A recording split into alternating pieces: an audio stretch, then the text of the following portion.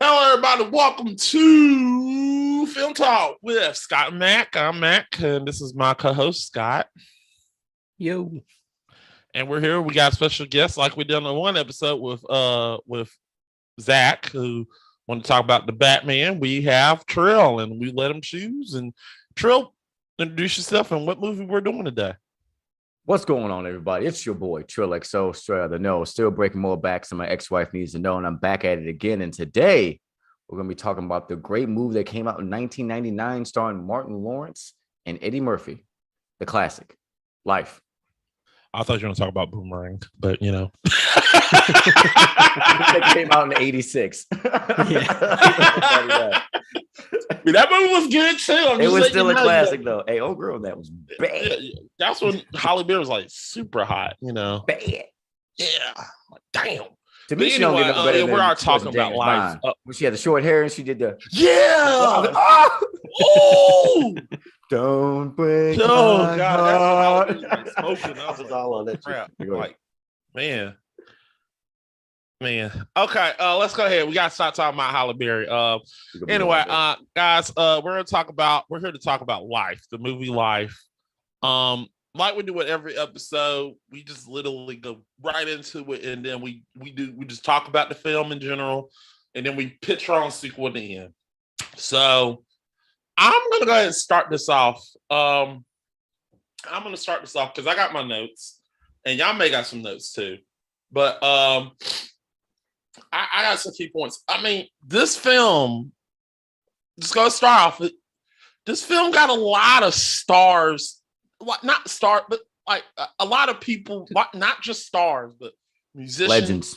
Huh? Yeah. Legends. Yeah, legends. Yeah. I mean, huge you got cast. Yeah, you got Rick James's Spanky, Heavy D, Bernie Mac, Clarence Williams, Miguel A. Nunez, Booking Woodbine, Anthony Anderson. I mean, I just can't put everybody to paper, but there's so many people. Bernie Mac. I said Bernie Mac. Yeah. Jingling. Hey, why they call him Jingling? You're going to find out before I do. No, I feel like when you watch this film, it feels like everything was improvised. It just felt like everything was improvised, and I loved it because, like I said, I got a scene. I had a scene in particular that I just laugh at every time because everybody was doing it, and then it felt like everybody was genuinely laughing, like when they were trying to figure out who the baby was. I'm that baby's pa. I'm the baby pappy. I'm the baby pappy. I'm the pappy. They're just holding up this baby up next to everybody's face, just trying to match it. As the pappy. I'm the pappy. It's like a little Spartacus moment. Oh God! But it makes you miss Bernie Mac. It legit makes you miss him. You know. Damn. Yeah. It was Bernie Mac was always hilarious. He's just so great in this. He's such a crazy out there character, but also like he has that moment with I can't remember what the name of the character is, but the one who gets shot after like running away.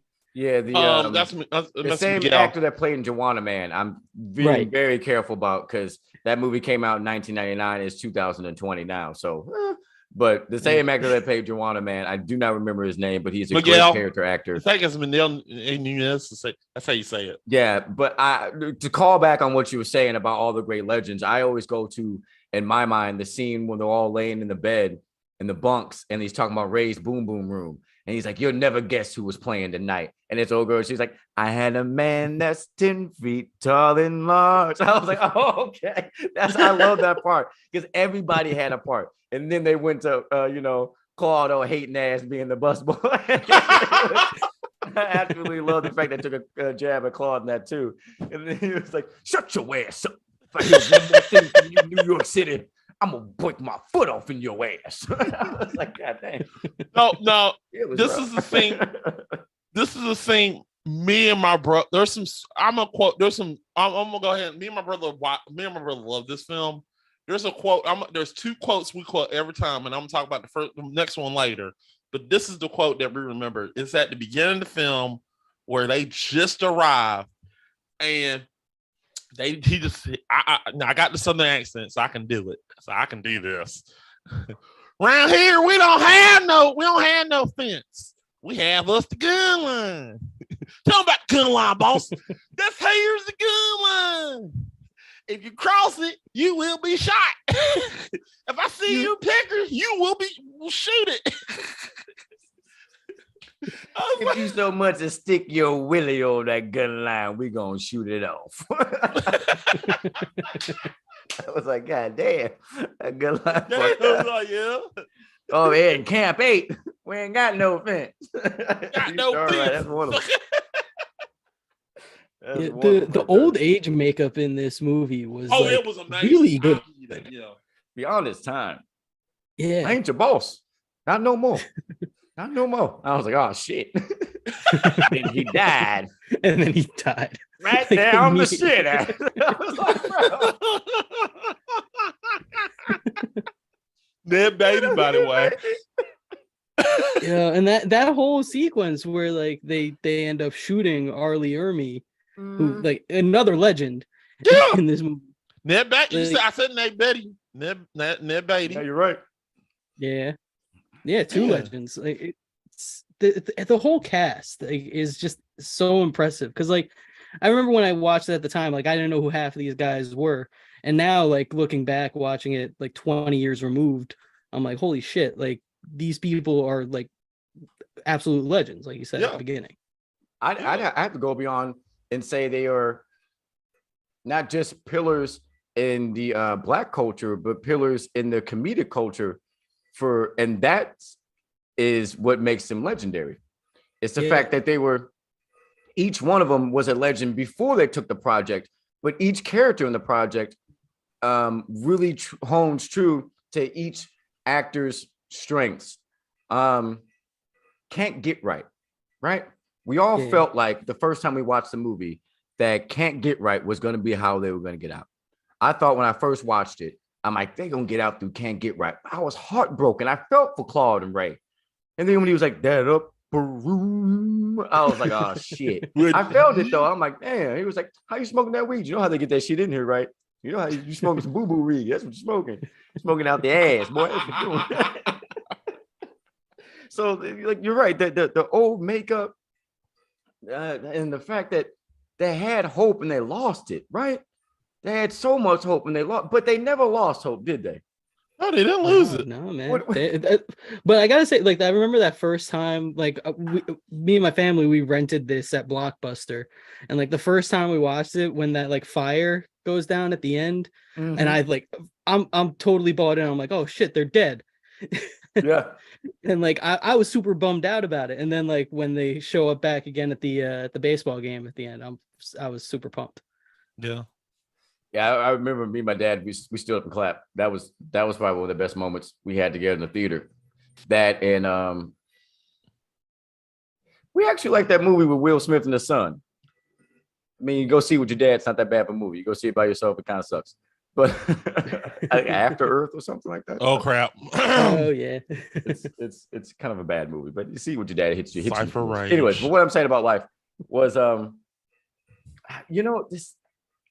movie has, like, we could go for hours and quote the movie, but what I think is a hallmark of a truly classic movie is when the bloopers should have made the motherfucking film. Am I right? Oh yeah. The bloopers are funny. Yeah. My favorite the bloopers should have made the film. The bloopers literally, like, it's just like that scene with the phone ringing and Eddie Murphy picks it up and says, I don't know how we're doing this in 1936, just a dude. He said, say my daddy's watch. I was like, that should have been the movie, bro. That was the funniest shit I saw. I generally believe that everybody in this film had a great time. They had the best time in the world. They're like, this is the fun. This is fun. We nobody was bored. Let me put it like that. Yeah, they had fun. You get like a dozen hilarious guys in a room who are like all like solid actors. Like you're gonna have a lot of fun on set. Like it's just gonna be like a good time. Yeah. now I take it like what baffles me is I watched this film so many times, and I don't know if Trill saw it the first time. I didn't see it the first time, but I did not know that was Rick James on my first view. And I was like, that's Rick James? It's like, yeah. And I looked at it, I was like, that's Rick James? I didn't know until last week. You didn't know? Yeah, same here. Wow. Yeah, I didn't know until I looked Mac up the pointed out to me. IMDb cast because this is the first time I've actually like meant to watch the movie. Because you watch it on TNT after the basketball game comes on 1,000 times throughout your life. You're like, oh, I'm gonna stay up to watch this, and they end up watching you, right? But like I looked it up on IMDb doing research for it, you know what I'm saying? I was like, Rick James? Who the fuck did Rick James play? So I had to watch the movie, and I was like, who is this person? I was like, yeah, and you look at him like, that's Rick. That is Rick. Wow. And he Hey, y'all wow for having Rick in this He did a damn good job. He did a good Yeah, job. he was like did a good in job. his one I didn't know it was Rick. You didn't know it was He Rick. says like 5 or 6 things. You don't know it's Rick. he Yeah, did a but like good I job. He totally got his bought him lines as like out this pretty like good. mobster, you know? Yeah. He's like, drop him. I was like, what? Because then when he started talking, I started thinking, yeah, that's Rick. The way he talked, drop him. like after I knew that was Rick, it cannot not be Rick. But yeah, the fact that I've seen that movie, but okay, absolving myself of me not knowing what I'm talking about with actors and movies. Let me pause.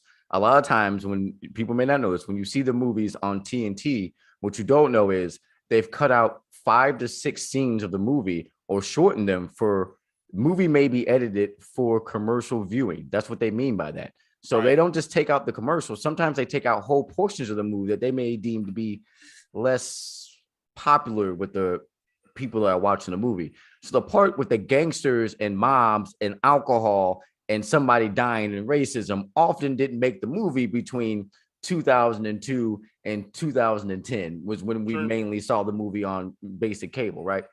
So that's why oftentimes you would miss huge chunks or maybe the purpose of the movie. Like if it wasn't a main scene from the movie, a lot of times it was skipped, right? Am I wrong? Yeah.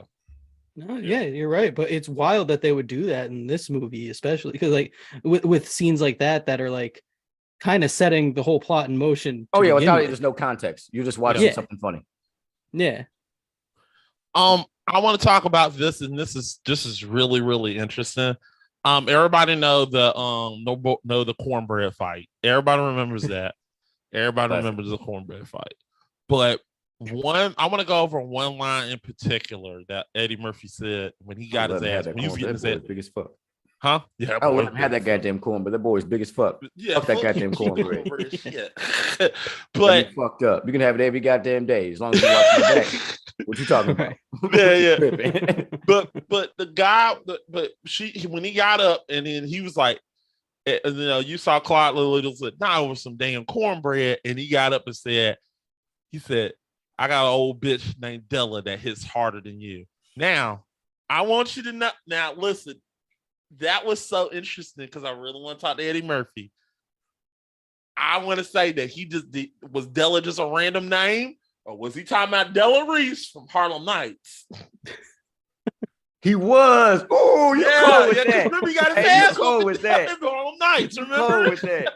Hey, you cold as fuck with that, boy. Because that was the last movie he was in where it was a cast of legendary ensembles. Yeah.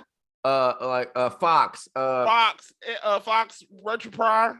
Richard Pryor. Oh, I almost forgot. That movie was good too. I loved it. He had what's the dude that did Negro Damas on Dave Chappelle? He was in that movie too. John Amos. No, John. No, he made fun of John Amos. Not John Amos. It was something Paul Mooney. He had Paul Mooney. Oh, right, yeah, Paul Mooney. John Amos was in. Paul Mooney was in. He was in not Trading Places, Coming to America. Oh, he was. Yeah, Paul Mooney. Come to America. Yeah. But anyway, I just like that. I was like, I laughed at that. I busted out laughing at that. I was like, wow, comes full circle. You getting your ass whooped again. Della Reese watched that and she just like, she was laughing her ass off. Like, yeah, I whooped that motherfucker's ass.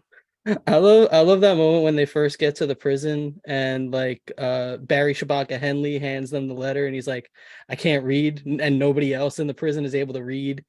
And then he just gives him like nothing but bad news. It's like, He's like, yeah, anybody else when they loves red? no. I'm sitting down, motherfucker. I don't want shit read by you. Yeah, your mama died, your uncle died, Your dog. your It dog ate the too. cat, and then it died. And then it dies. Anybody else want something? Nah. Nah, bro. Shit was hilarious. Look at that, the bad news. I've been carrying this letter around my pocket. What do you say for $4? He said, can't know y'all read. Shame on y'all. So just like Dave Chappelle did in this first comedy special for Netflix, the second line that me and my brother liked was they were on the bottles when Claude was on the bottles, and he literally, you saw him come in there. Warren came. I don't know if he was a warden. I don't know what it was. He came over there. He said, "Look," he said, I gotta go. He said, "I want to make sure." He said, "I'm gonna give you this gun." He said, I said, "I want you to shoot him in the ass. I want you to shoot him dead.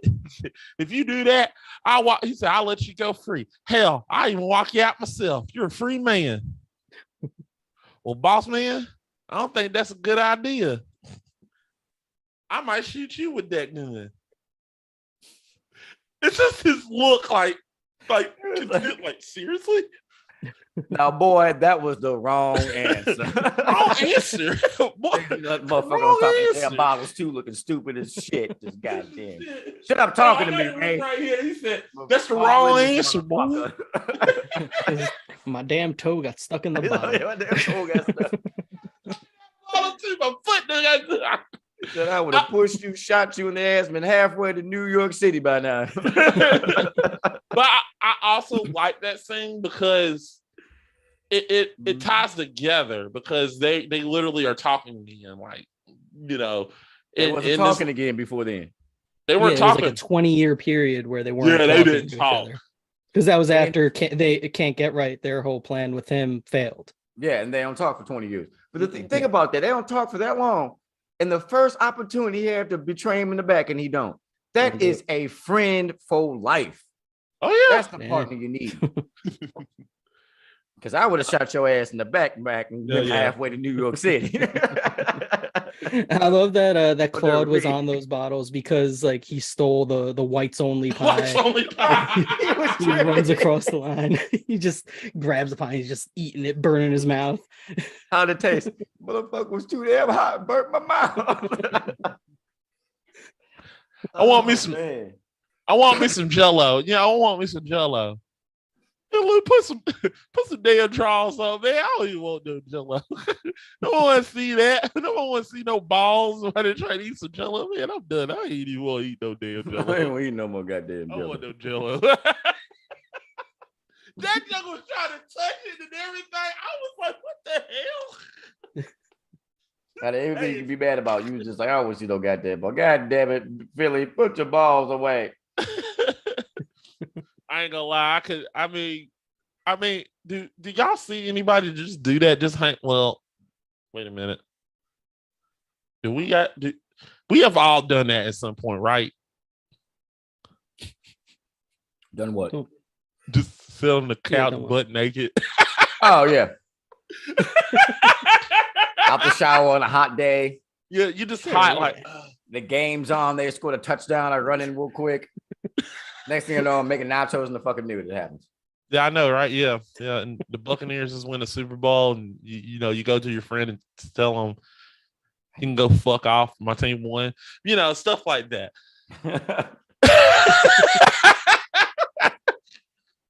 Oh boy, good times. Maybe we'll have more. But Scott, I want to leave you out. You got anything, man? I mean, this is just like one of those movies that like me and my family would like quote to each other constantly. Like we would say like to the upper room, we would just sing that to each other like randomly. I love the scene where Claude sees like the modern world, like where he drives the old man for the first time. and he like sees all these like young people like driving around in like faster cars, and like everything's changed so drastically in the last like 50 years. And it's just like even through like all the old makeup, you see like the emotions on Martin Lawrence's face. Yeah. I mean, it was 1970, wasn't it? Like, Yeah. Yeah. It was like yeah, that was racism still happening. Sorry. For sure. Yeah. Racism It is still happening in the 90s and today. 42, trust me. it still is. Yeah. I mean, Doesn't it was seem like, to be Went to the going future with anywhere Doc. either. It doesn't 20 years and it didn't change too much. it didn't change too much, but that That was was like, the move they went back in the past 20 years, right? yeah. Well, I mean, you got to think that's 1970s South. Yeah. Well, I mean, yeah, the whole thing is the South, but I mean, Well, I mean, yeah, I understand, but 1970 South, there's a difference between 2000 South and 1970 South. 1970 South, they can get away with a lot of shit. 2000 yeah, South, now the get away with racism's a on lot of stuff, Twitter but they instead still of go to just prison. in your face. Yeah. This no 2000 South is more so I'm gonna attack you on Twitter. Right. I mean, I'm just being honest. That's the way it is. You know, I can't get you. You suck in imaginary land. Okay. I don't live on Twitter. Cool. You can't cancel me. Shut up. Yeah. Somebody called me the N-word on Twitter. Like, okay, say it in my face. I don't want to. I might go to prison or I might get beat up. Yeah, you're right. Well, yeah, it kind of happens. Right. Consequences. You'd be amazed at like the strength the smallest person has when they're like mad. Surprise. Like, point at you, say yeah. 400 years. I was on 9,000. Like, Yeah, that's what I'm saying. Like 1970s. I mean, you get they can spit in your face and they can get away with it. These days they can't do that. So I'm just saying, 1970 South was. I don't want to be in 1970 South. I feel you on that. That's 1970 South. I think they went in though. Like, when did they come out? What do you mean? Like, so they spent almost a lifetime in jail. I'm talking about like what decade? 1936. God damn. Yeah. Yeah, through the 90s at some point, I assume. Yeah, because the 90s was when that when the fire happened and then they got left. So they practically spent their whole life in there. Like after the old man died and they killed the sheriff, they still spend like another 20 years in 20 years in prison, yeah. Yeah.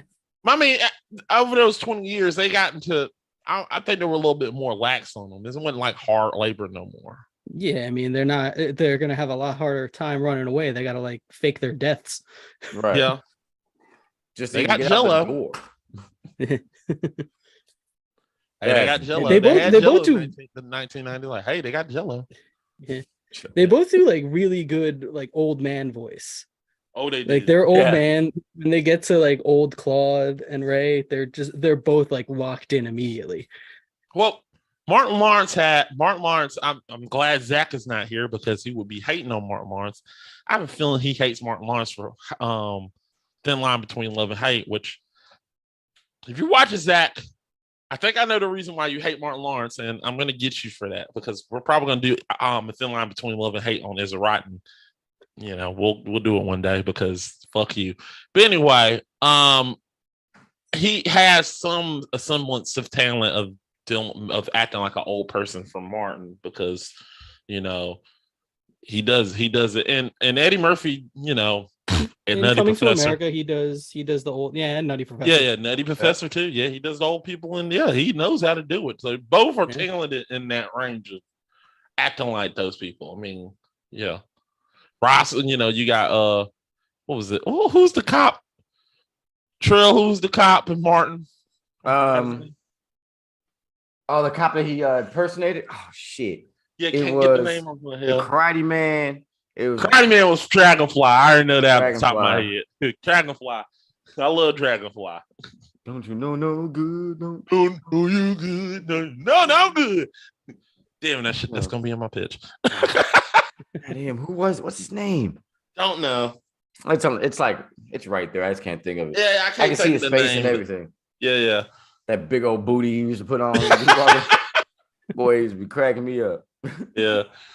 But anyway, yeah, but they're good at impersonating. So I wasn't surprised that they could do it. You know, they did a damn good job. I mean, I think everybody in this film did a good job. You know, I'm more surprised that this is I'm more I don't understand.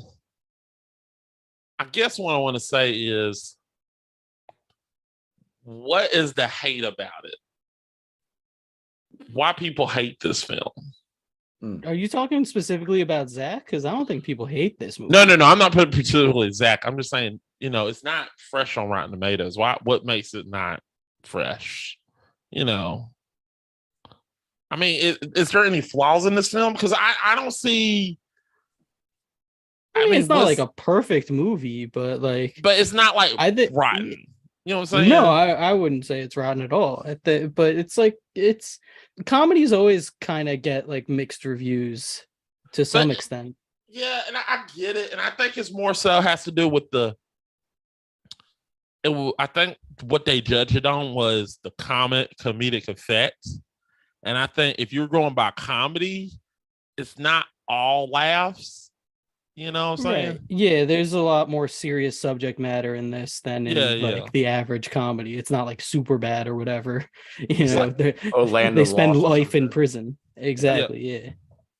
Yeah, it's just more so it is the funniest. You could tell a story about spending life in prison. Like it is. Yeah. Yeah. The opposite end of this is like take it serious though. Yeah, it's like it does the bang. Shawshank Redemption. It's one or the other kind of. Yeah. It was You know, this is not like Let's Go to Prison, which I think is a worse film.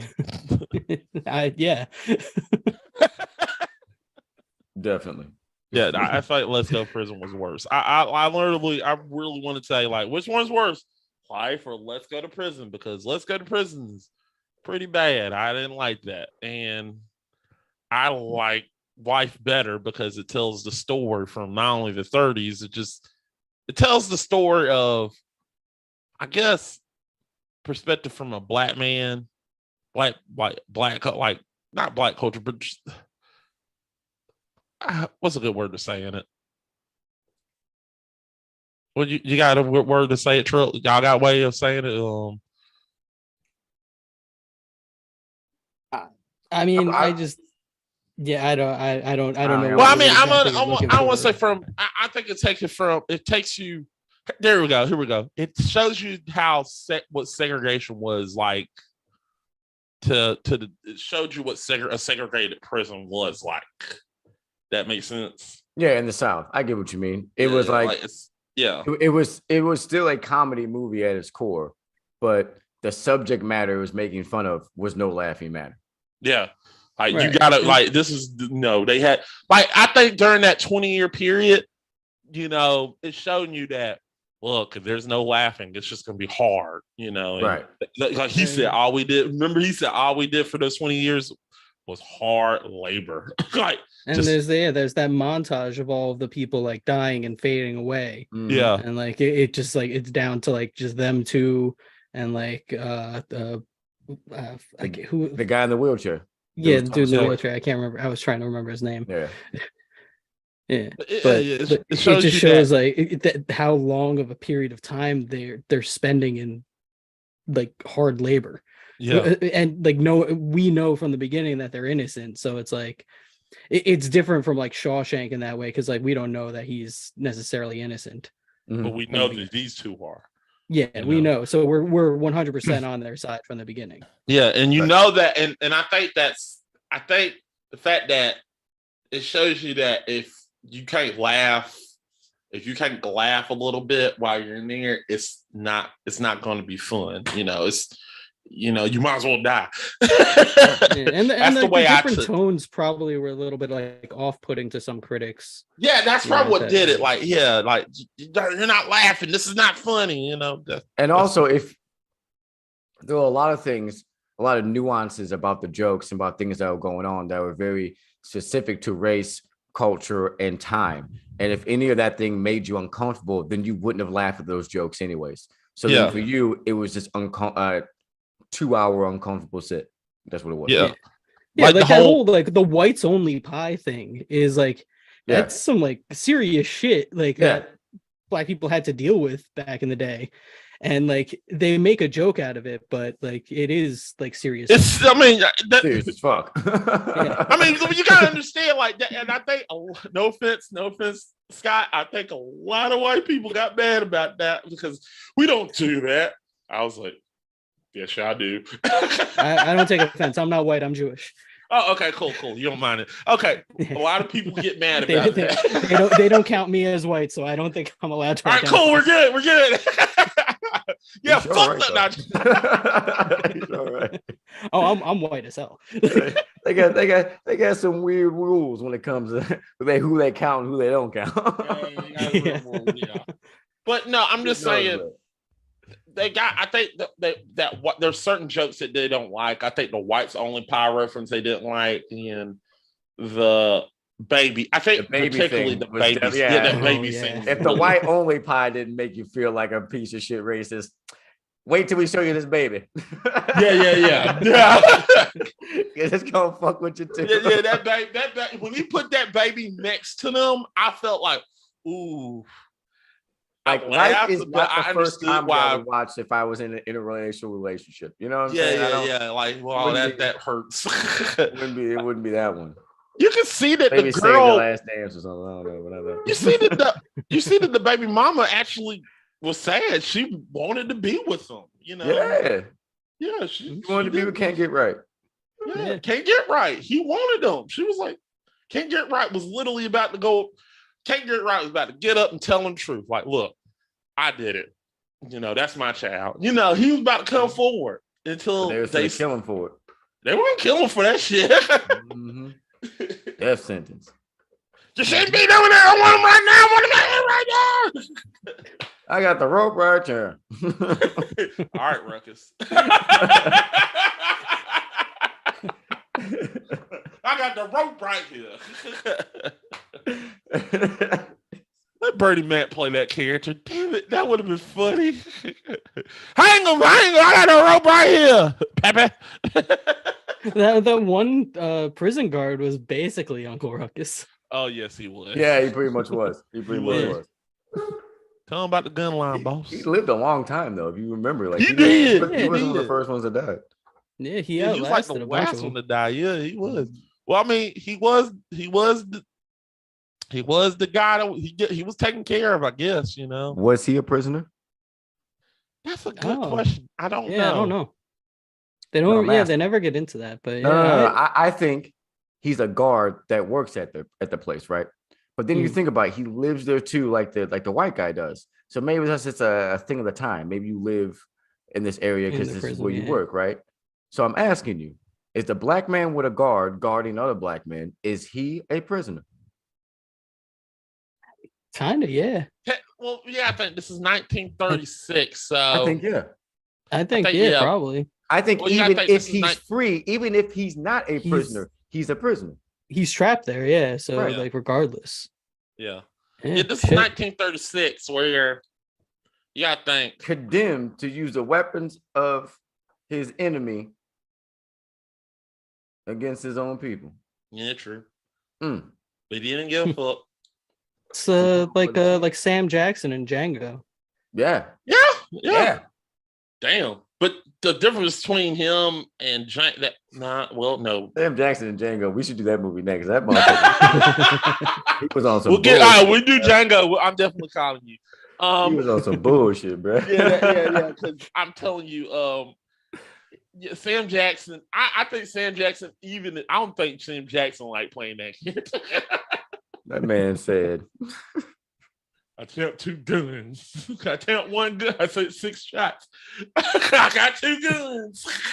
Yeah. Oh, man. Said, white people ain't never had a good thought in they ever loving mind until it came to torturing you, Django. I want you to understand that most things had to do with your nether regions down there. Oh, yeah, they had all types of clipping and clamping your dick and balls. Feed them to the dogs. I was like, feeding them to the dogs? They ain't half as bad as what we do that we send up to Winn Dixie. They said, hang them out to dry. I said, hang them out to dry. Well, ma'am, that ain't half as bad as we sing down to Win Dixie.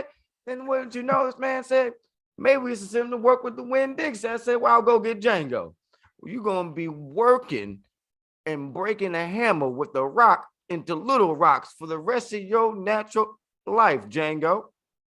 Until You they dead come serious behind too. you and pop you on the head with a hammer and roll your ass in that ditch. That's gonna be the end of you, Django. He was, yeah. I'm telling you, he probably hated that. He hated doing that role. I bet you hated it. If he would have got an Oscar, he'd be like, "Thank you, I'm done." If he would have, I bet you $5.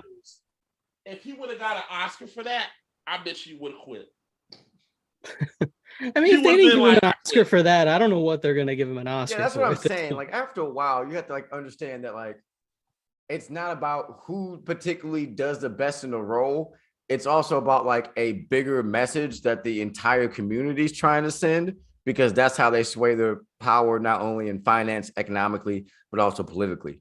So, right. In that movie, that you have a cowboy who was an ex-slave, that you give the only award to the white guy that's not American, should let you know exactly what type of academy we're dealing with. Okay. Well, yeah, that's true, because realistically, Quentin Tarantino said, and I quote, "You could have gave it to Leo." No, yeah, Leo deserved. I'm not saying that. Christoph Waltz did not deserve it. Let me be very specific. I'm not what? saying he didn't deserve it. He also deserved it for Inglourious Bastards. But that's a different story of a different time. But what I'm saying is simply, just like it took Denzel playing a very specific role to get it. True. Denzel should have got it 3 or 4 movies before that. But Denzel should have got it for he should have got it for Malcolm X. He should have got it for right. But what people don't remember is Glory. He was taking roles like Malcolm X. No, he got it for Glory. Did he get for? I know he got the nom. I don't know if he won. He got the nomination. No, he won for Glory. And the thing that people forget is Denzel Washington has never kissed a woman that isn't black or black Latino on screen, and he refuses to even be in movies where his counterpart, if there was romantic, is not that particular race, which cuts half of the people he can work with in Hollywood, like right off the rip.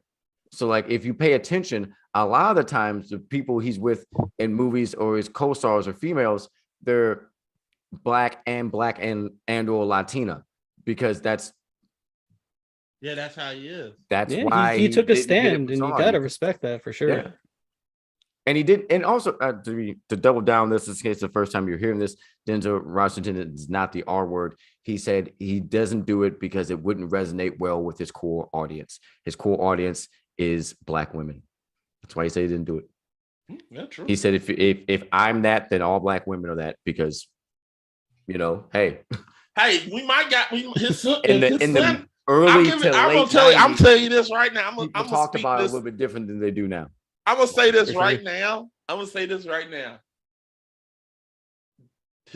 We might have a family of Oscar winners, because his son might get one eventually.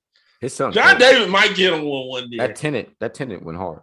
Yeah, no, it wasn't just. It was Black Klansman. Oh, that was good too. He was good in that, and I looked at him like, wait a minute, that's it. That's Denzel's son. I said, yeah. Damn, like Father Son, he might get him an Oscar. Like just 2 shades darker. Huh? What? Yeah, they both work with Spike. Watching his face in the creative character, he just went 1 shade, 2 shades, and that's where he was at. See, look, Denzel's here on me. 1 shade, 2 shade. That's what Son's at. Right there.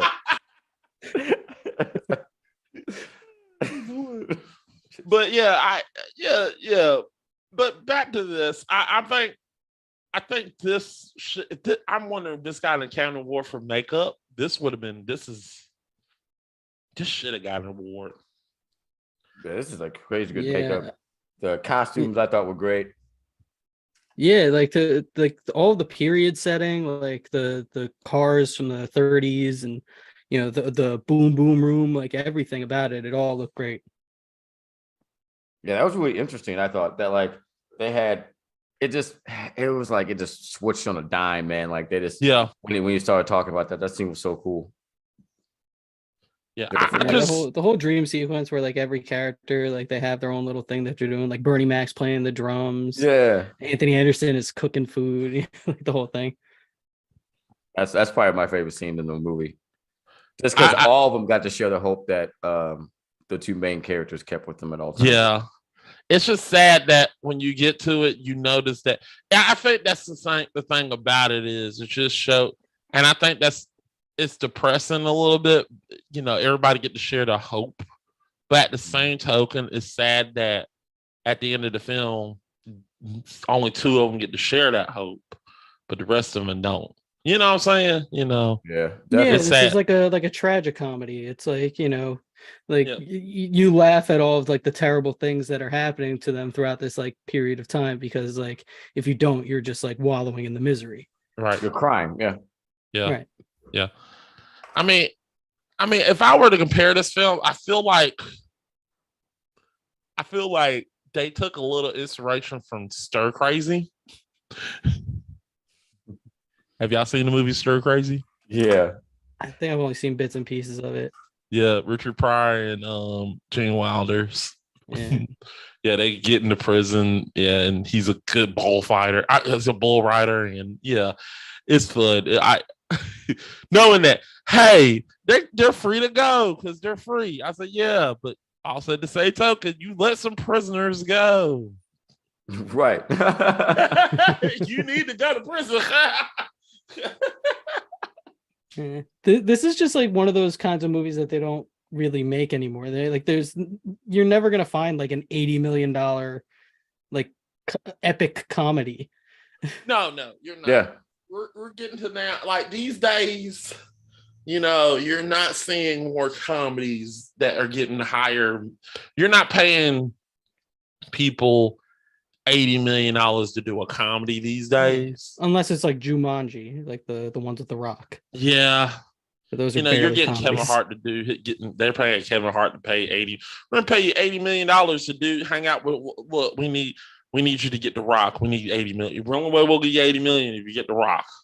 Okay. Those things went like hotcakes, dude. The Rock made 4 movies in the same year, all set in the jungle.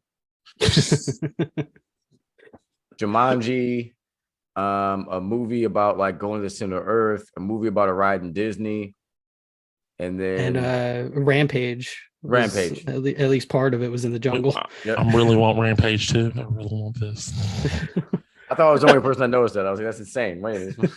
Yeah, I want Rampage too. I'm like, I want this. I really want that. That's one of the funnest video game movies I've ever seen in my entire life. I like the arcade Rampage a lot. I do too. Yeah. When I see it, I always stick a quarter in there, a token, give it a couple shots. Beat the shit out of just trying. I was just like, well, I thought, first when I was a kid, I thought, do you just beat the other monsters? No, your whole goal is to destroy shit. Destroy the buildings. Yeah. I was just like, I thought. Then I played Primal Major, and I was like, this is what I want to play. I want to beat up the other monster, you know, fart on them and stuff like that. For sure. But I think this film is really, really good. I think they're like I said, we're not, like I said, Scott said, we're not getting a lot of people to do comedies like these days, because it's more so you need, you know, if you're a top flight comedian, you need an action guy right beside you, you know. It's just hard to see people do comedies like these days. You're only gonna, if you're gonna get a comedy, more likely you're getting like a small budget, you know. So these days, I think for a small comedy, like a comedy like this is only gonna give you like, well, we're only giving you $25 million. Just find a way to make a comedy out of it. Shit. Right? Yeah. Those are all these legends, man. It's like, it's like if they did it's easy when they just do like 1 or 2 people, you know, they bring back 2 people, but what made life special was the ensemble cast. The ensemble cast, yeah. The 2 people they had. And I think that transitions is good into like, what you guys think about a sequel? Like, what would you guys do if there was a Life 2? Okay, I like that transition. This is a perfect time to get into our pitches, right? Yeah. I guess you want me to get out the way. Hey man, you've been on a roll lately. I don't know. This might be shit. um. Okay. I don't really want a sequel. Is that right? Is that wrong for me to say that? I really don't want a sequel. Um. Okay, this is be in the world of it was. This will be way in the past, so there'll be people alive that are dead now. I would literally do. I forgot what was what was Eddie Murphy's character's name? Was it right? Right. Right. I want to get his name right. So we're gonna do a prequel. It's gonna be Ray, and he's literally living his life as a living Like his a life in blind New York. pianist. Huh? Like a blind pianist. You're gonna make Ray No, hell no. Jamie Foxx. No, hell no. We're gonna get Ray, and Ray is literally trying to scheme around. I'm not trying to put. I don't want to get Claude in this. It's just Ray. Ray is gonna be scheming and doing stuff. It's sort of like a black version of the Little Rascals. He's just going around scheming and getting stuff around, trying to fix stuff up. His father will be played by John Witherspoon. I want this. John Witherspoon will be playing his father. Didn't John Witherspoon die? This will be made, like I said, there will be people that are. I said this will be made right, yeah, okay. before, So, I need John so Witherspoon alive at this point. This is like 2002. Yeah. All right. I want John Witherspoon to play the dad. It'll be sort of like him, and he literally just at the end, he's trying to get it's him trying to find a way, trying to do stuff because he's trying to find a way. Well, I think I want to make the film where he's trying to find his dad and he finally finds his dad. You get two stories. You get Ray's story and you get his father's story. And at the end of the film, they meet each other and he gives them a watch. Not bad. It's not the best one you've come up with lately, but not bad. Yeah, I'm sorry. I don't want to make a sequel to this. It's hard. You've been going on like a prequel run. Like all of your pitches have been like prequels. Well, that's because nobody want to make a sequel to 7. No one want to make a sequel. I don't want to. No. I made a sequel to Bad Boys. I made I made a prequel. Yeah, you made a prequel. You did something. But yeah. But yeah, I want to make a prequel to this. I don't want to see. A sequel will be hard because they're old. What you gonna do? Get their kids in prison? See, prequel. Yeah, that feels bad too, doesn't it? That you're going to prison, or you might find something, you can get Heavy D's character and figure out what they could do.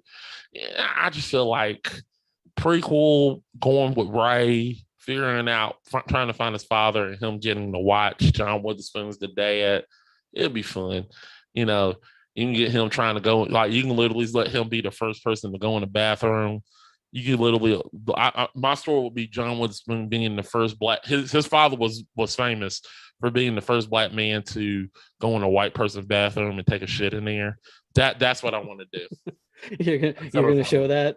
We're gonna see that on screen. Yeah. I'm in. I want to just see that scene of John Witherspoon. I'm in.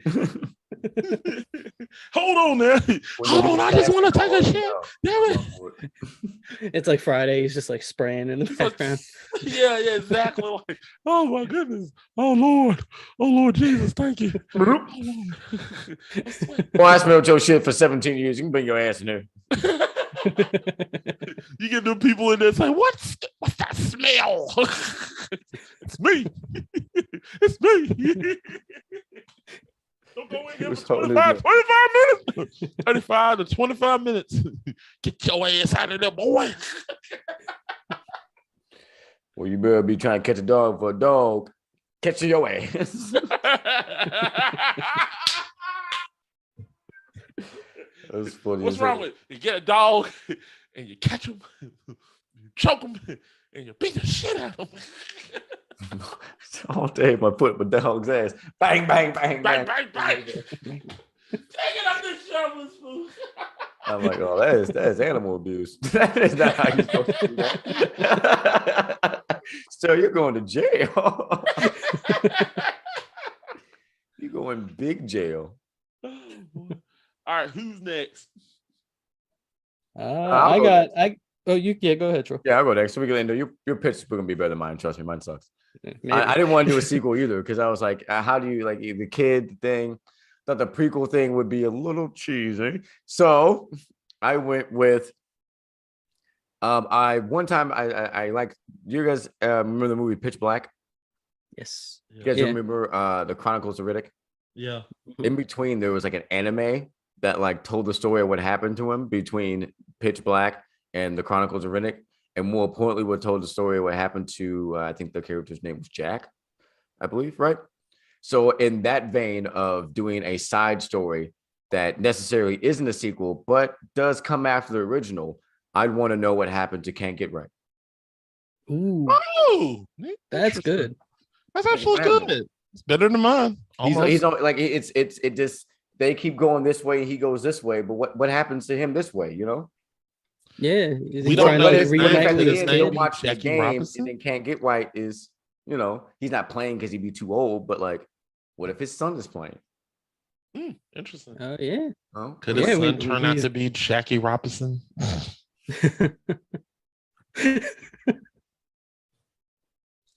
bro, chill.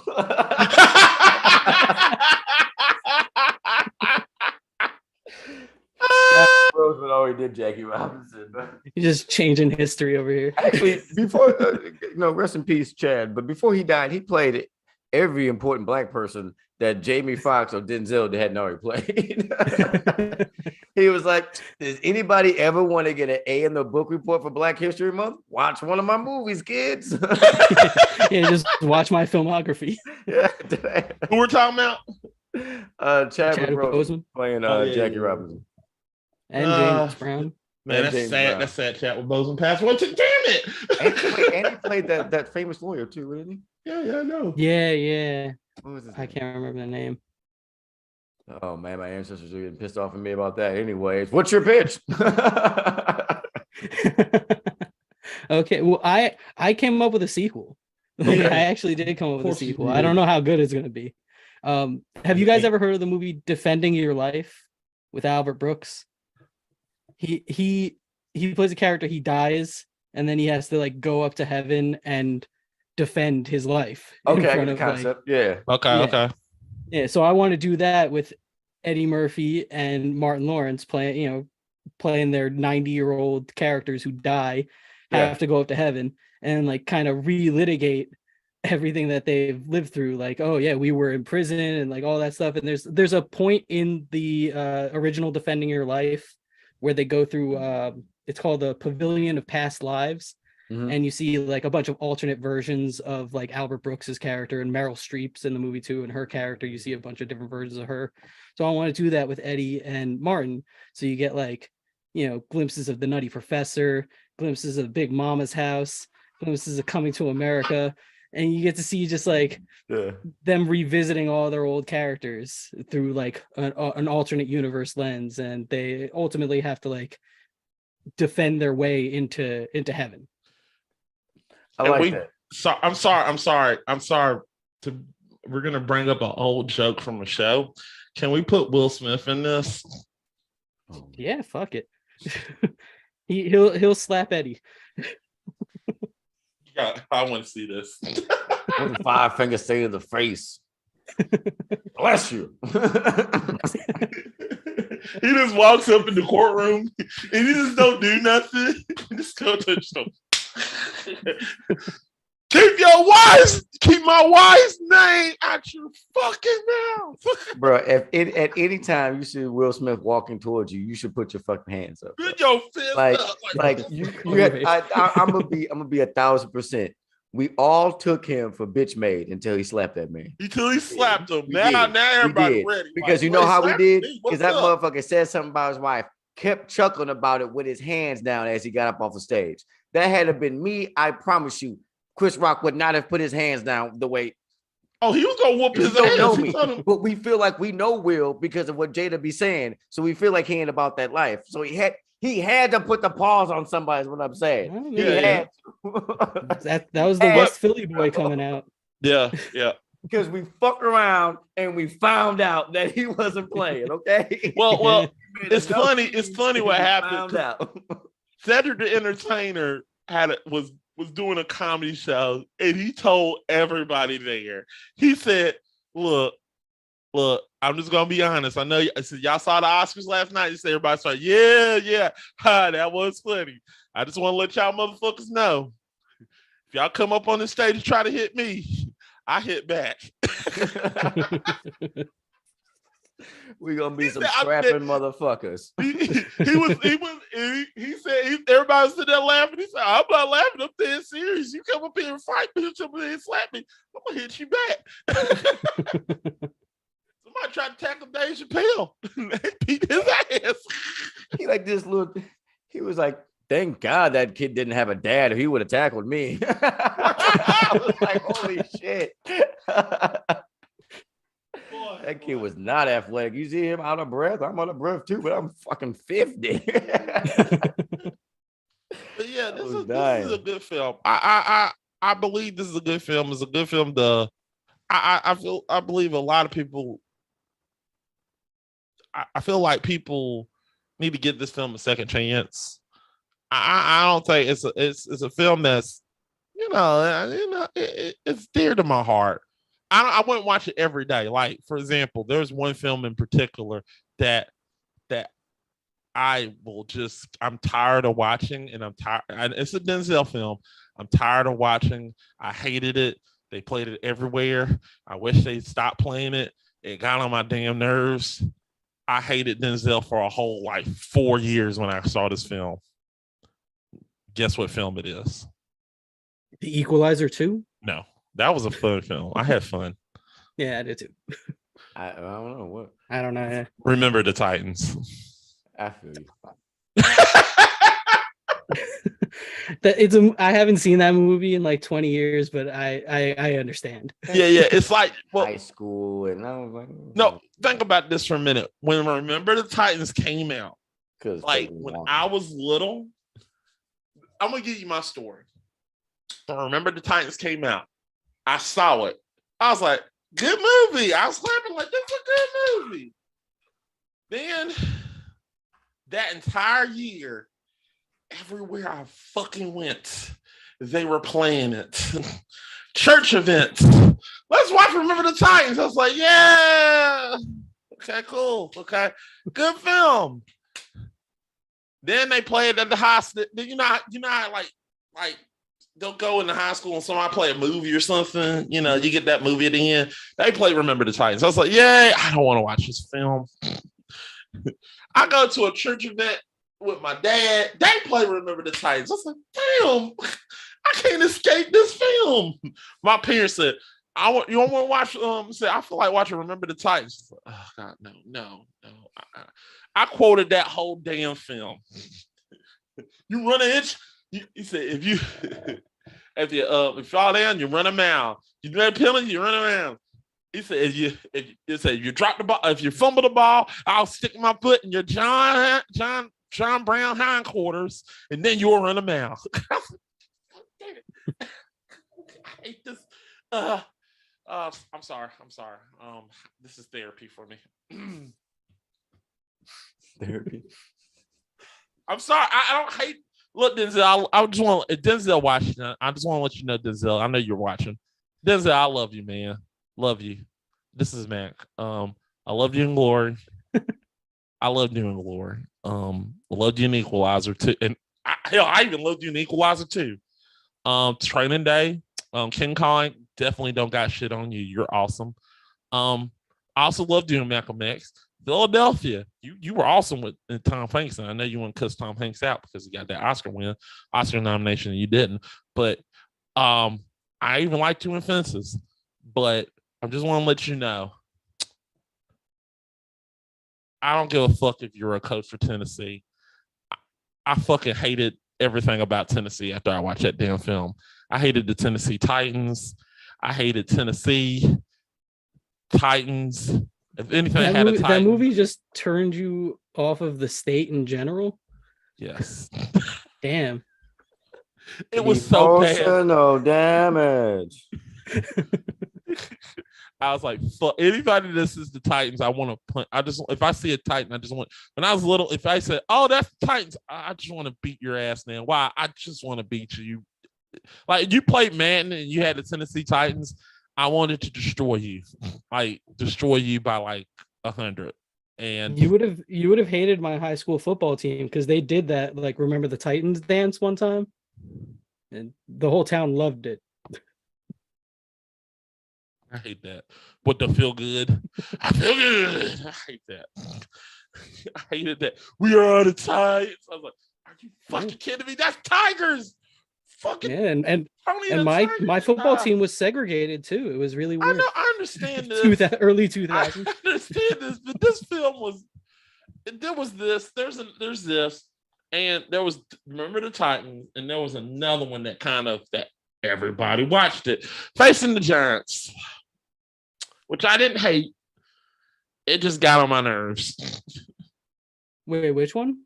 It's called Facing the Giants. I never saw that one. Yeah, okay. It's a Christian movie. Yeah. Like a Tyler Perry movie? Man, I wish it was a Tyler Perry movie. At least Madea would have came out there throwing a football. That would have been fun. You know what? You laugh, but coming out this summer, Madea Perry has done it again. Tyler Perry is going to be Tom Brady. Tom Brady. Antonio Brown starring Fuck you. Football Friday.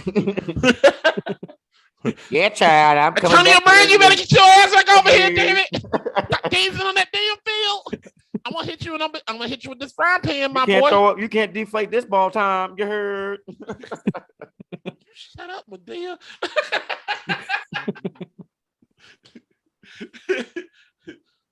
Also starring Pat Mahomes. Hey Madea. Hey Madea. Hey Madea, you have to call the right plays. I don't like the calls you play. You don't know what the hell you doing. You need to sit your ass down. Shut the hell up. But Madea is like, it's Madea dressed as like Andy Reid talking to Pat Mahomes. It's Madea dressed as Giselle talking to Tom Brady. That's the joke. Everyone's not clear what we're talking about. That's what's happening. That's the Madea movie we're making. I would watch the shit out of this movie. I will watch it. It'd be so funny. Oh, it'd be such a trope. It'd be I can see that too. I can see that. Pat Mahomes, I can see Pat Mahomes go this over this. Okay, Madea. So, Coach. You want me to throw the ball down the field, and you want me to around is Madea with mustache, Andy Reid mustache, and the glasses, and the clipboard, and the whistle. Then, like Pat Mahomes trying to explain everything, and she had him like look like I know what the hell I'm doing. Get your ass out there and call the play. Oh, that'd be so damn funny. I did the same thing to Donovan McNabb, and we actually get Donovan McNabb. His hands over to Madea dressed as what's his face? Bill Belichick, and he's like holding a picture of Tom Brady and pressing it like this, like the Wolverine meme. Giving Tyler Perry ideas. He will do this shit. He will do this, and I will watch this. Yeah, we could probably pitch it to him. I think he doesn't turn anything down. Like, he would literally just sit there. He does not turn anything down. It's like it feels like the Patriots down here back in 2002, and then you just get Tom Brady shoehorn a damaged black single mom's relationship and a guy that just got out of prison that looks fucking chiseled, but some reason wants to hang out with this busted chick anyways. We got to shoehorn that shit into there.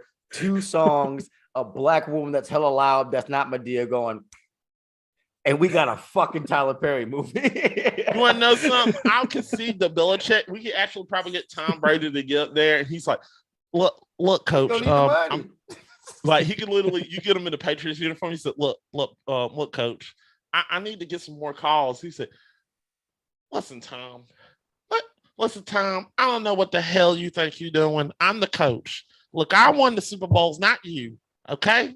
All right? Get your ass, sit your ass on that bitch and let me call my own plays.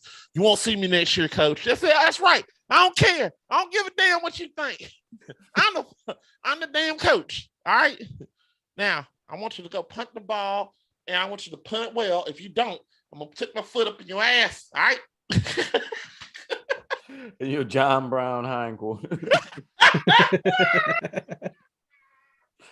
That's funny. I don't know. I feel like Scott, you got the best idea for the movie, man. I feel like you do. You do. I just remade another movie. Well, I mean, that's why it sounds so good. Yeah, it already worked. Right.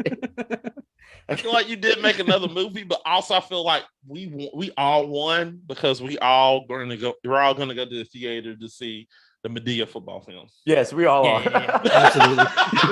One row tickets. I want to see that shit. Oh God. Oh my God. You know what? But the movie starts with her coming out singing Let It Go, dressed as the chick from Frozen. For no reason. No reason. It has nothing to do with the rest of the movie. Nothing to do with the fucking movie. It's like a preview before the movie, but it's actually the start of the movie. You think it's a preview. You got Brown, and then you got Brown coming out.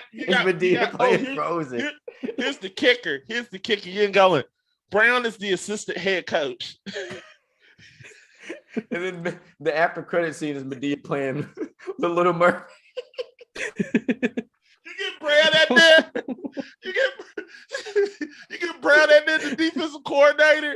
He said that now you need to go down the field and you need to go tackle the man, okay? You need to go tackle the man. Go out there and tackle him. And then, then you come in like, Brad, what the hell you doing with some daggone? What you got some?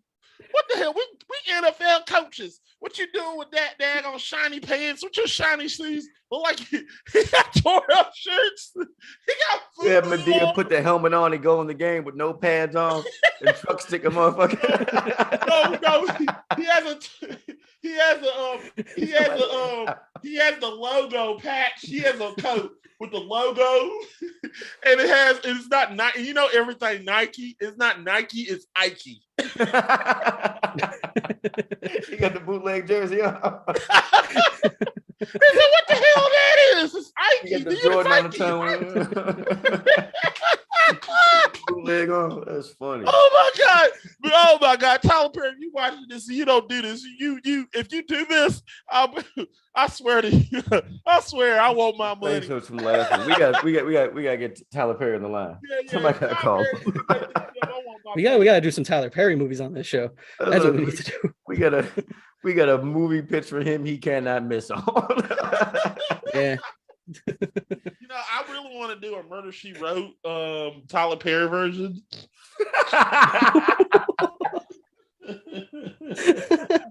The fuck, bro? That Morgan Freeman played Madlock, right? You at it? Oh, yes! Yes! Let's do that! Morgan Freeman would be awesome as that. Like, what the fuck you talking about? As fuck.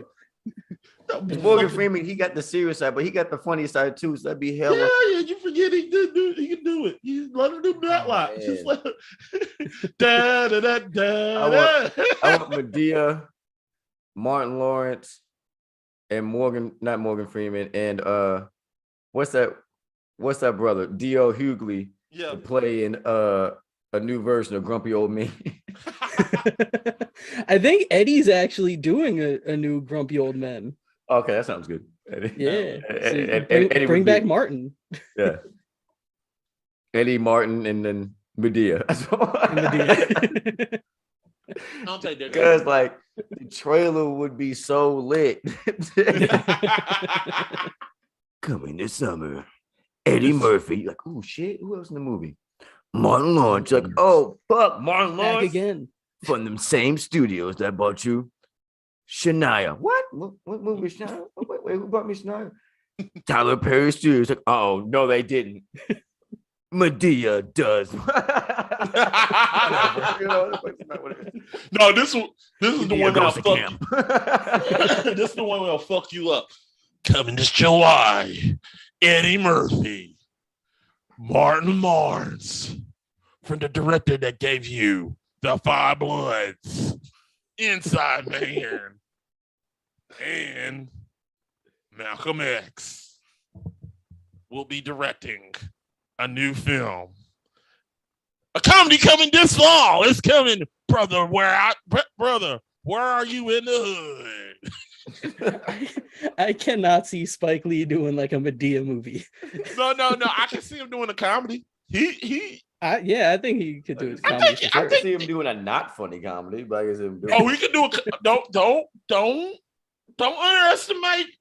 Don't underestimate Spike Lee's comedy would be like. No, don't underestimate. Funny with message, you know. Yeah, I'm just telling you, don't underestimate Spike because never. In the 90s, he did do those Michael Jordan commercials. He directed those Michael Jordan commercials. They were pretty funny. Yeah, they were pretty funny. He knows he can do comedy. He does. Knowing that he directed the commercials he was in, he has a great sense of comedic timing. Yeah, he can do it. Just give him because they technically really didn't do nothing funny. It was just the situation. Yeah. It was Spike Lee and Michael you gotta Jordan think of it like what made this. it funny. But you gotta think of it like this. And I want to keep this on here long, but we'll probably talk more about this off camera. You gotta think of it like this. Spike Lee learned from like the person that he looked up to. The biggest one was Martin Scorsese. Martin Scorsese was his idol, and he beat for beat copied a little bit of what Martin Scorsese does because Martin Scorsese showed him some shit, and he wanted to be just like Martin. And look what Martin Scorsese got some comedy troops because a lot of people love Kings of Comedy, and they look at that, it's like one of the funniest films of all time. I would disagree with that. A lot of people will. I disagree, but a lot of people love that film. I love that film, but I don't know if I'd call it a comedy. Come on, Ma. It's a dark ass comedy. It's a dark ass comedy, but you got funny moments. Yeah, I mean they both like have funny moments throughout, but they do tend to like skew more serious. I want to ask Kim this because she's an expert in film. Is The Last Temptation of Christ, is that a comedy? What? This is a joke, right? I mean, I'm Jewish and I take offense. What? Well, it was like, what if Jesus just walked off the cross, right? It's about like, it's covers I think a lot of similar subject matter as like the Passion of the Christ, just not a snuff film. It's more like an existential like, well, I'm about to die. I thought we stopped taking shots at Mel Gibson. Fuck that. We're never gonna stop taking shots at him. Are you kidding me? Hey, stop. Won't stop. No, I just gotta get the just kind of fucked up. They should do a Lethal Weapon with Medea instead. No, I don't know. I thought the whole film was about him getting off the cross, No, I mean it's about like him like wandering in the desert. Mac, shut up. Mac, shut up. You don't remember having Kanye and Kyrie? Shh. Jesus was a Jew. I just thought it was. That's what I thought. That's my fault. Do we need to cut that off so people won't be offended by it? No, I'm just fucking. No, we were talking. It wasn't. We were talking about Scorsese movie. It's fine. Yeah. We were talking. No, don't get me wrong, guys. I'm Jewish. I can sign off on on a joke of the situation. I was making the joke. I wasn't being. No. Before we go, people, I just want to let y'all know. I'm gonna keep this in. It was a joke. I have not watched The Last Temptation of Christ. Tread lightly. I have not watched The Last Temptation of Christ. Remember what I said when I first came on? Man, want to try that? Mm-hmm. No, I'm just saying I have not seen The Last Temptation of Christ. From what I heard, I thought it was Jesus just getting out the cross, and I thought that's crazy. But maybe I need to watch it. I think that I I haven't seen it in a long time, but I'm sure it does happen. It's just, there's a lot more that's going on in the movie. Yeah. Because Kev said I just put it on in churches and just let them watch this, and they will tell you to get out. Yeah. The churches were not happy about that one. Like you need to leave. Nah, I think they were pissed because it showed like Jesus having sex, and I think that annoys like hardcore Christians for some reason. Yeah, we're not watching this. Yeah. Like, no, Yeah. not our savior. Jesus did not lay with a woman. Not according to Kevin Smith. Nah, I don't know. No, Kevin Smith. According to Kevin Smith, he had brothers and sisters. Yeah, I mean, probably. Yeah, everybody was having fucking mad kids back then. Yeah. But guys, if you're offended by anything we said, it's just jokes. It's just jokes. I don't know what Trill's do. I don't know what Trill's did. Trill probably true, but I don't know. Me and Scott are usually just telling jokes. No, Trill's being serious. Trill's telling jokes too. But you're just throwing Trill under the bus while right, off screen. We're gonna throw him right into the bus of speed. I just like to use the statement I prepared tonight before we get started here. And that, Kanye, is how you buy yourself some time. No, I'm going through something with my throat. Trill, you ain't got the answers, Trill. You ain't got the answers. You ain't got the answers. That's funny. Watch Kanye gonna run for president. He gonna win. Damn it, ain't he? No, I'm done. So, guys, what we got to plug, man? Same shit I always plug. You find me on here. You find me with Mac on Is It Rotten and Digital Beatdown. Yeah, Digital Beatdown. We got a new show, people. Yeah.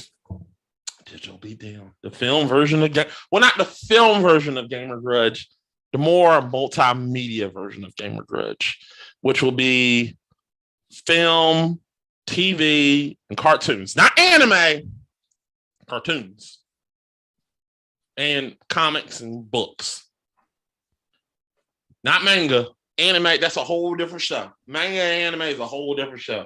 We're dealing with comic books, film, TV. We might touch on some anime movies, if that like comes in. Oh, okay. We got anime Urami. Sure, yeah. But it's not gonna be like a full like anime fight. But we might touch on some. That's the 80s anime shit. Like, we'll figure it out. Yeah, we'll figure it out. We don't want to step on Owl's toes, because if we step on Owl's toes, Owl will kill us. Yeah, he's got those talons. I've seen him. Yeah. She's. Have you met Owl? She's scary. She scares me. Yeah. She scares me. She always talk about me being. She scares me. She always wanted. She hit me with a pillow, and that stuff hurts. You ever seen it though? Like it was she like twisted it, like with like so like she had like some slack on it, and then she was like. I think she put some she had a brother and she knocked his tooth out. Put it like that. And me and Ernest was sitting in the corner scared. What you gonna do with that? I was using plausible deniability. Like I was playing on my Switch, but I saw it happen. I've seen it. You ever seen in a cartoon where two people just hugging each other and just like, oh God, no, like that's me and Ernest. We're just like each other, like, no, stop. No, we're just playing. We're just playing. Told you I won't get you back for this. Anyway. So what you got to plug, man? This tea is supposed to be able to make me sing. I don't know if it's going to work because Lord knows.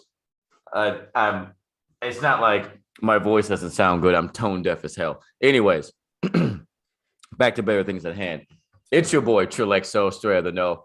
Still blowing more backs out than my ex-wife needs to know. You can catch me live back on Twitch December 17th we'll be doing a 3-part stream. We'll be streaming Warzone, Gotham Knights, and the new Pokemon game as a welcome back to streaming. And then from December 17th on, you can catch me pretty much Monday, Tuesday, and Thursday on Twitch at 5.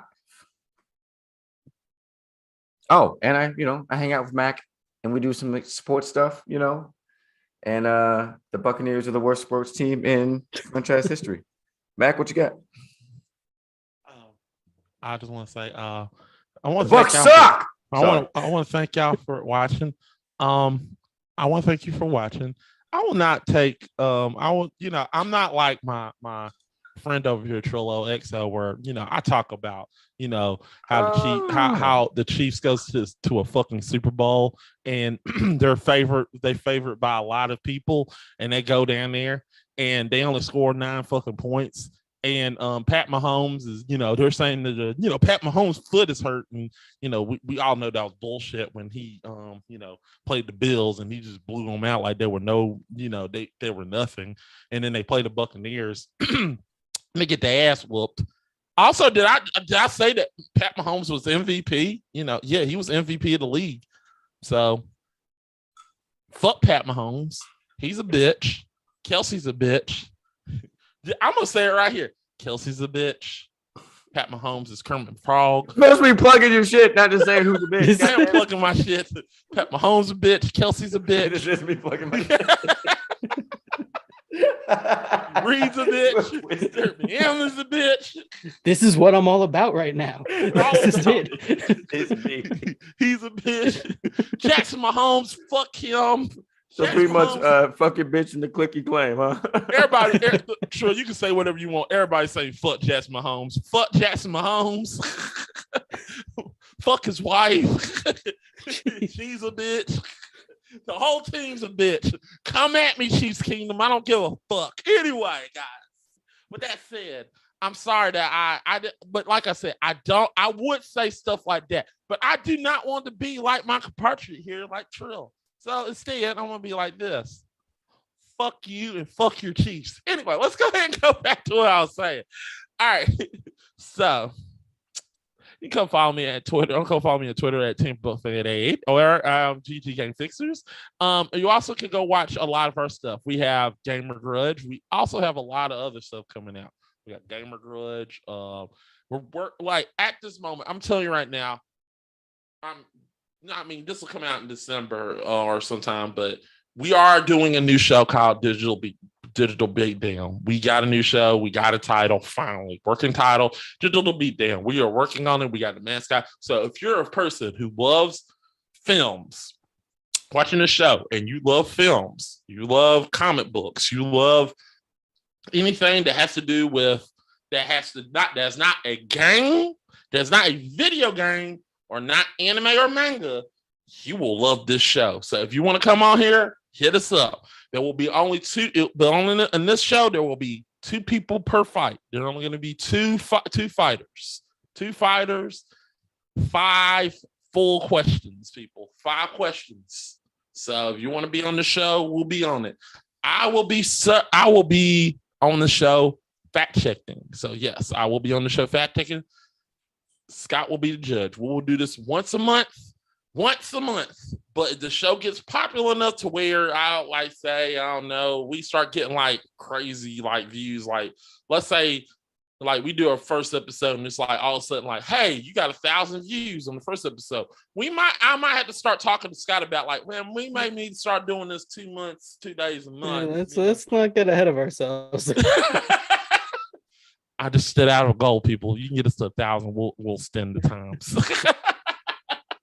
Get us to 1,000 people. Okay. If it happens, we'll get that Medea movie made.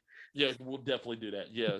If that happens, we're definitely getting that Medea movie. Medea's NFL. So make sure you go watch that, people. Make sure you go watch a lot of stuff. We already did our pre-tape episode. We'll be coming out on Christmas, so make sure you go watch that. And we got a lot of pre-tape stuff coming out this time. We got 12 Days of Christmas, which I already did. Me and Trill will be definitely doing a dope album one time. We just got to get our time right. we've been busy with a lot of stuff. We actually we got episode prime for Christmas. We're doing the top 5 Disney films. Disney Trail.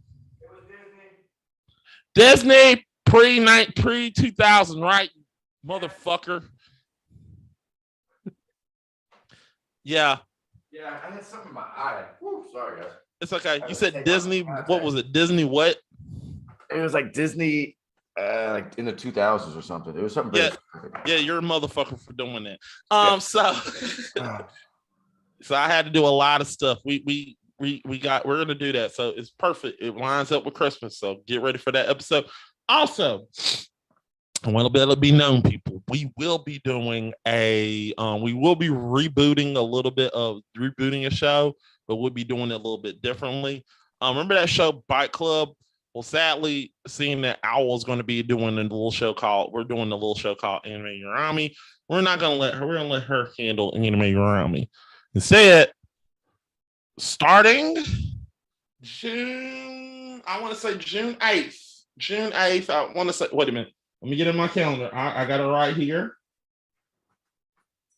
Starting June 7th, we will be doing a live taping of Gamer Grudge in San Antonio, Texas at the Black Potion. I will be there along with Kat. We will be doing a live taping of Gamer Grudge. But it's not going to be Gamer Grudge. It's going to be Bike Club. So Bike Club will be back, but this time it will be hosted by Kat. I will be there. If you want to meet me, if you live in San Antonio and you go to the Black Potion in San Antonio, if you want to come up to me and say hi, say hi to me, shake my hand. Huh? What's Black Potion? It's a gaming, like a gaming. Ooh, that sounds fun. Yeah. So I'm going to that. They actually gave us a venue. They told us she's like, they want to do this. They want us to do this. And I was like, all right, cool. So when is it? Huh? When is it? July, not July. January 7th. January 7th. This year? Huh? Next year. Well, this year. Well, coming up. Yeah. I'm gonna add it. That's like the first week of the year. Yep. Are you gonna be in San Antonio? I'm gonna be in San Antonio. I got you. All right. So if you want to come down to San Antonio, hit me up. I'm only gonna be down there I'm gonna be down there Friday, but I'm gonna be leaving Sunday. So I'm only gonna be there from Friday to Saturday, and I'm leaving Sunday. So get ready for that, people. That's gonna be fun. I'm gonna have a blast, and we're all gonna have fun. I'm hoping I hope to meet some of my adoring fans who want to literally say, "Hey, Mac," and just hug me. And if you want to be like Alan, throw a pillow at me, or if you want to throw a pie at me, if you're one of those thick folks that want to come at me and throw a pie at me and just like, "Hey, fuck you, Mac." Oh, and if you want to throw garbage at me, cool. Just so you know. Why are you inviting this? I am inviting this. I'm just letting you know. I am definitely like Liam Neeson. I will look for you. I will. But look. If you throw that shit at me, I will look for you. I will find you. And I will throw it back at you. The motherfuckers. I tell you now. I ain't gonna lie. If you literally, I'm gonna tell you this. If you throw a pie at me and run away and say good luck, I'll be like, I'm not chasing you. I'm just like, perfect. You got a loyal fan. If that happens, you're loyal. You're all. Yeah. If you throw a pie at me and say good luck. Well, I was gonna come to San Antonio, but none of my Armani suits are pie proof, so I'll just meet you in Chicago. Let's be honest. You're gonna go down. You're gonna go to San Antonio and be one of those people to throw a pie at me and say good luck. I am. That was my whole plan. I'm gonna pull up to the convention dressed as Medea and throw a pie at you. Medea wearing a football uniform with the shoulder pads on, with a mustache. You're like, is that Medea? Nope, it's Andy Reid. It's Andy Reid. It's Andy Reid. Already, I'm saying all this and I'm setting myself up. I'm saying all this and I'm setting myself up for Hour to take a pie or something, or Trill to get a pie, or Zach. I know all y'all are colliding to do something. I don't even know. I think even Scott, if he comes down to Chicago, I think he's gonna literally tell them, guys, we need to get a pie, and somebody just throw it at him and just say, good luck. I'm not gonna buy a Chicago pie. I'm gonna travel with a Jersey pie. You need to film yourself doing it like this. Yeah. All the flight attendants are like, do you want to check that pie? Like, no. Nope. I'll carry it on. You need to just do a whole TikTok. Like, I'm gonna hit you with that pie. Just holding the pie. Then you're gonna land and you're gonna go T minus 4 hours to pie smash. Right. I can see you like, good luck, man. Oh shit. Shit hurt. Oh boy. All right, guys, this is real fun. So Scott, what we're doing next? Long Kiss Goodnight. Long Kiss Goodnight. We're gonna do that for Christmas, people. We got a lot of stuff airing on Christmas, so we're probably gonna air that one. We'll probably air that one on Christmas Eve. You know, we'll air that one on Christmas Eve because a lot of stuff are coming on Christmas Day. So, you know, we'll do that one. I don't know. Well, hold on. When Hanukkah start? When the first day of Hanukkah? We might do that. I'm a bad Jew. I don't know. Is it racist for me to ask the day? Oh, okay. Hey, yeah, you guys don't realize that's like one of our lowest holidays. That makes sense though. That like the one we compared to, we would think it'd be important to you guys because we're fucking narcissistic. We stole like the present thing from you guys, and I think that's why like it's like a big holiday. It seems like. Oh, exchange gifts and shit. You know what, Scott? Next year, I'll probably okay. Seeing that you're putting up with me would deal with just for you, just because I love you, man. Just for the fact that you're putting up with me wanting to do the Long Kiss Goodnight, we'll do 8 Crazy Nights next year. Okay. It's the only Hanukkah movie.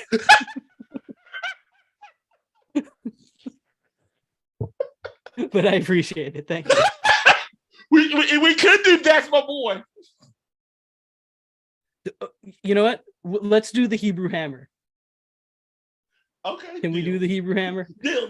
I'll let you do it. The Hebrew Hammer. I'm gonna let you have it. Whatever film you feel like that's like I want to get into it. Like that's the most Jewish movie, so I think we can put that on. How do you feel about doing the 10 Commandments? Oh no. No, we can do like the Rugrats Passover special. Okay. I'm fucking with it. Like fuck that movie. Like fuck the 10 Commandments. That film is terrible. Prince of Egypt is better. It is. I won't fight you on that. Prince of Egypt is better. Yeah. We gotta keep going. All right, guys. This has been a good episode. We're probably gonna talk offline for a couple of hours. We'll see y'all guys. Bye. Let's see. Recording stop. Prince of Egypt is always.